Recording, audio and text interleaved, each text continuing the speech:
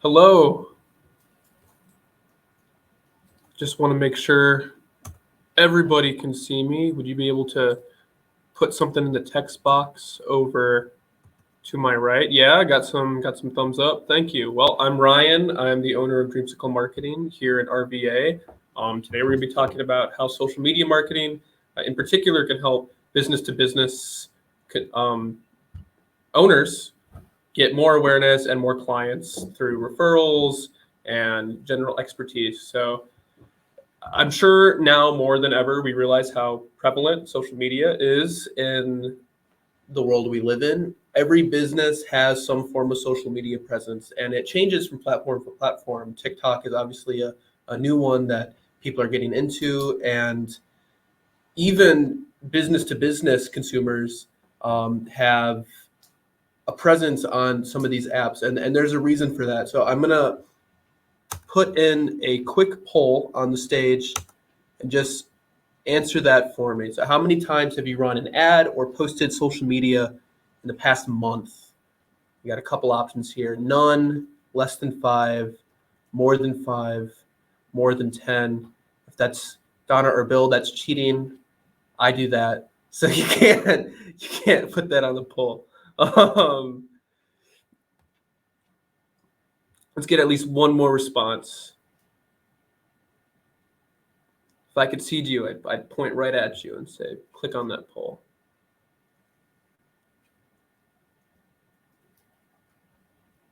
Give 5 more seconds.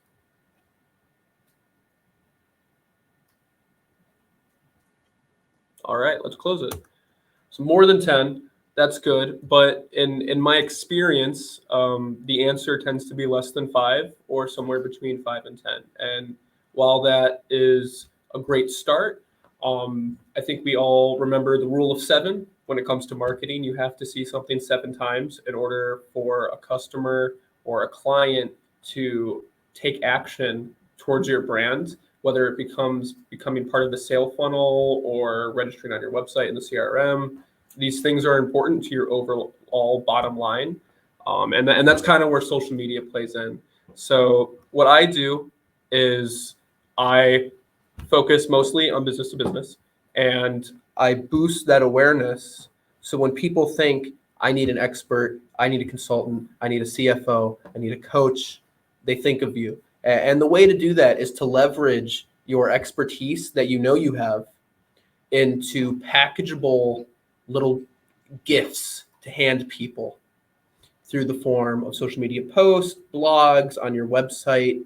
Any marketable material you have can be reused and revamped into something that really grabs people attention. I've been doing work for IBGR. The odds are, if you are at this event, you either received an ad or you found something on the social media page, or you're hosting. You've seen the work that I've done. We want to talk about how you can do that for your business with or without me. So let's get into that. The key here is to know what your niche is. And when you focus on that niche, whether or not, I see Black Leagues Global here, nice to see you. Focusing on the niche of helping people of African descent throughout the business world boost their business and get the business resources they need and the networking that they need is that niche. And the way you would focus and hone in on that is by taking that and picking out 2 or 3 parts to focus on in a campaign. And that's, I think, the key. And the first step is taking 3 steps and 3 actionable items per quarter and really focusing on that. So if we're taking notes, that would be a good thing to write down. And then the next step is to dissect those 3 steps into all of the areas of which you can market, whether or not it be ads, Instagram, LinkedIn, Facebook. These each have different audiences. So for IBGR, let's say we're focusing on this summit. So one thing that I did for the summit is run a bunch of ads worldwide. It got over, I believe, 400,000 views, and close to 5,000, 30,000, somewhere in that range, clicks. Uh, I think just 5,000 alone in the India segment. Uh, and that's what you're looking for. And how you know your marketing is working is when you get that validation from your audience. If you know who you're selling to and you know what your niche is, you can hone in on that and you'll receive that validation. Now, one of two things will happen if you don't get that validation. One, are you marketing correctly? Or two, is your audience who it needs to be as a business? And if that's not who it is, you got to pivot. Marketing can only do so much. It will market to your intended audience, but the audience that picks it up might not be who you want exactly. And that might be time to maybe change what it is you're offering or the image or brand thought process behind it. Uh, so that's part two. You're going to write stuff down, you're going to think of your audience, and you're going to dissect it into three things that hopefully you get some validation on. And now, once you get this validation, it's then the time to take all of that data and throw it right back out there. So they really liked this. You do more of that very clearly. So the key to marketing these days is virality. You want to go viral, essentially. Every marketing agency is betting on this. I'm not sure how many people watch the Super Bowl. I know this is a worldwide event. Coinbase just had a QR code that floated on the screen for a minute and a half. Instead of being flashy and paying millions in production, it was essentially just a little VHS back and forth on the computer. You can imagine on my screen, boop, boop, boop, boop. That was actually done by Martin Agency, about a mile south of me here. And that's marketing. People can think of that, and you can think of that too for your clients. Um, the key is to then do more of that. Uh, so moving on to the next kind of point in this list is you want to build engagement. It's not enough to just go viral once and repeat. It's not enough to just find your audience. If they're not engaging with your brand, then you're not really hitting them where it counts, and you're not going to receive as much customer potential and that lifetime of the customer to really make it worth your while. The key to most brands these days is building a community and a brand image.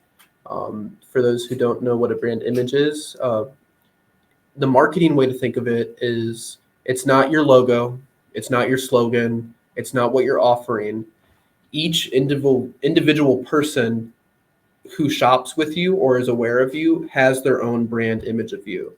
And whether or not you're Dyson, who makes vacuum cleaners, one brand image might be, wow, they're really high tech, they're diverging, they just came out with a blow dryer that takes care of your hair in a super unique way. Another brand image might be those guys with the ball on the center. That was done in 2008. It's time to move on. We're going to go on to the Shark Fact. Your key is to, one, see if you can flip that other guy, but hone in on the first one. Really try to say, who am I going for? That was your audience that we talked about earlier, and then market towards them. So I'm going to ask a few questions here in the chat. Who is your target audience? Who are you trying to sell to? What do you want that brand image to be? I'll give you a minute on that.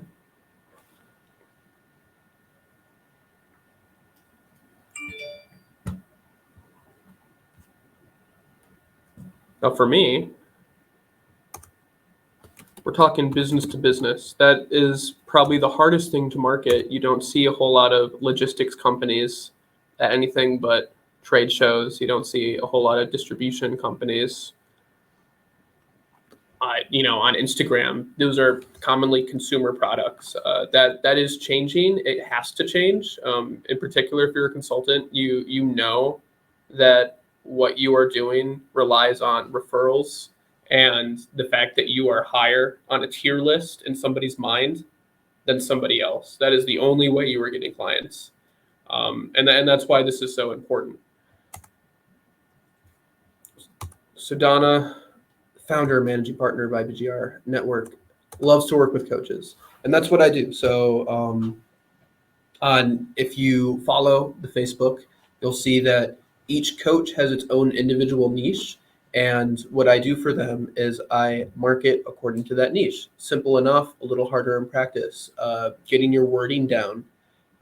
Certain demographics respond better to certain ideas. It helps to build out this customer persona, um, to see how do they talk, where do they go, what are they interested in, and those are key things that you have to know for engagement, virality. If you don't know them, you will end up not getting the mark and the rewards that you would expect from social media. So if you take anything away, narrow it 3 down, know your audience, go for it. I see businesses and organizations with owners who are of African descent and the consumer community globally. Boom, easy enough. So where are those people? What are they doing? What are they interested in? And how can you reach them in a way that matters? Somebody told me once in a guerrilla marketing class, there's 2 ways to really market to people. One is to highlight the pleasure side of the brain, and the other is to highlight the pain side of the brain. Are you helping them? Highlight the pleasure that comes with your value to them. Highlight your value. Are you taking away some pain point in their process or their life as a consumer? Highlight that in a way that they talk, and then put it where they are and in a message that is congruent with the social media platform that you're on. These are all just super important things. Thank you, Donna, so much. I appreciate that. It's just wording is really what it comes down to. It's reaching them when, where, why, and how. If you can figure that out, that is all there is to it. I'll take some questions because I think we have about a minute left. If you have any marketing questions, or if you'd like to share your page with me and I can view it real quick, I would love to do that. If not, I have a booth here at the summit. I'd love to talk to you. View it. It's free. I love helping people out. I love social media. That's the Gen Z in me. I'm always on my phone. Why not make money doing it? And why not save you time so you can focus on things like not being on your phone and growing your business? That's the real value there. Any questions at all before we wrap this up? Yeah, there are ideal days to send out mass emails. So you're not going to want to send it out generally during the week, or weekend, I'm sorry. And you don't want to send it out on a Monday, and you don't want to send it out on a Wednesday. I don't know why. I have no idea why this is. The data shows that people open emails less on Monday because they're so backlogged from the weekend, and they don't open it on a Wednesday, I guess because they're tired. They might open it on a Friday. Either way, the data, when you'll see their click-through rate, and you'll be able to see when it is they're opening, and you can hone in on that. It really is an audience by audience basis with a few basic foundational rules. So I would recommend either a Thursday or a Friday. Yes, they do. They clear out messages. I know I do. Uh, of course, of course. Thank you. I believe that's the time I have. Thank you so much for it. I hope to see you at the booth, and I will see you all later. Thank you.